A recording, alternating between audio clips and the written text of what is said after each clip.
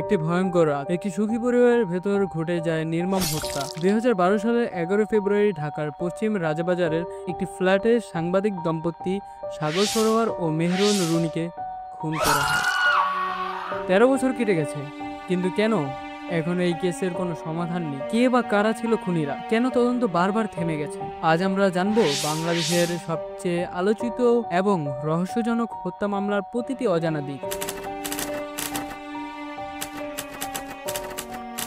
সাগর সরোয়ার ছিলেন মাছরাঙা টেলিভিশনের বার্তা সম্পাদক। রুনি ছিলেন এটিএন বাংলার জ্যেষ্ঠ রিপোর্টার। তাদের একমাত্র ছেলে মাহির সরোয়ার মুগ্ধ, তখন মাত্র ৫ বছর বয়সী। বাহিরে বিশ্বে যাদের বলা হয় পাওয়ার কাপল, তারা ছিলেন তেমনই এক জুটি। তবে কে ভাবতে পেরেছিল এই সুখী পরিবার একদিন ভেঙে যাবে হঠাৎ এক ভয়ঙ্কর রাত? ২০১২ সালের ১১ ফেব্রুয়ারি ভোর ৫টা ৩০ মিনিটে রুনির ভাই এসে দরজা খোলার পর দেখে দুজনে রক্তাক্ত অবস্থায় মেঝেতে পড়ে আছে। রুনি ছুরির আঘাতে নিহত হন বেডরুমে, আর সাগরের দেহ উদ্ধার হয় ড্রয়িং রুম থেকে। তাদের ছোট সন্তান তখন ঘরেই ছিল। সে কি দেখেছিল?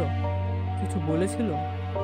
এমন ঘটনার পরও কেন এত বছরেও সত্য উন্মোচন হয়নি? প্রথমে তদন্ত শুরু হয় থানার পুলিশ। তদন্তের দায়িত্ব পরে দেওয়া হয় ডিবিকে। এরপর ২০১২ সালে এপ্রিল মাসে মামলার দায়িত্ব নেয় র্যাব। তবে আজ পর্যন্ত র্যাব ৮৪ বার তদন্তের প্রতিবেদন দাখিল করতে ব্যর্থ হয়েছে। প্রতিবারই আদালতে সময় চেয়ে নিয়েছে, কিন্তু কেন প্রমাণ বা ক্লু দিতে পারেনি? তদন্তে নানা প্রতিশ্রুতি ছিল, কিন্তু বাস্তবে ছিল কেবল দীর্ঘসূত্রতা। কিছু মানুষকে সন্দেহভাজন হিসেবে ধরা হয়েছিল। তাদের ডিএনএ নমুনা পাঠানো হয় আমেরিকায়, কিন্তু সেই রিপোর্টগুলো গোপন রাখা হয়। পুলিশ কখনো বলেছে এটি চুরির জন্য হত্যা, কখনো বলছে ব্যক্তিগত শত্রুতা। এই দ্বিধাদ্বন্দ্ব আসল খুনি ধরা পড়েনি। ২০২৪ সালের সংবাদে আইনমন্ত্রী আনিসুল হক বলেন, এই ধরনের হত্যাকাণ্ড তদন্তের জন্য সময় নির্ধারণ করা যায় না। এই বক্তব্যে দেশজুড়ে ক্ষোভের সৃষ্টি হয়। ১৩ বছরে এমন কোনো তথ্য প্রকাশ হয়নি যা খুনিকে চিহ্নিত করতে পারে। বিচারহীনতা যেন বাংলাদেশের বিচার ব্যবস্থাকেই প্রশ্নবিদ্ধ করেছে। প্রতি বছর ১১ ফেব্রুয়ারি সাংবাদিকরা মানববন্ধন করেন আর বলেন, এই তদন্ত যদি শেষ না হয় তবে সাংবাদিকরা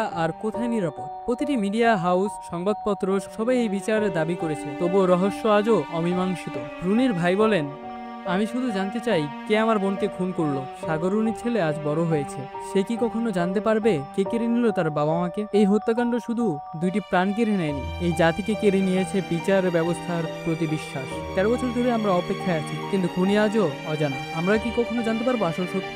এই ভিডিওটি আপনাদের বন্ধুদের সঙ্গে শেয়ার করুন, কমেন্টে লিখুন আপনার মতে কেন এই হত্যা মামলাটি আজও রহস্যময়। আমাদের চ্যানেল আনুন ভাই সাবস্ক্রাইব করুন, কারণ আমরা তুলে আনি সেই সব অজানা কাহিনী যা আজও সত্যের অপেক্ষায়। বিদায়।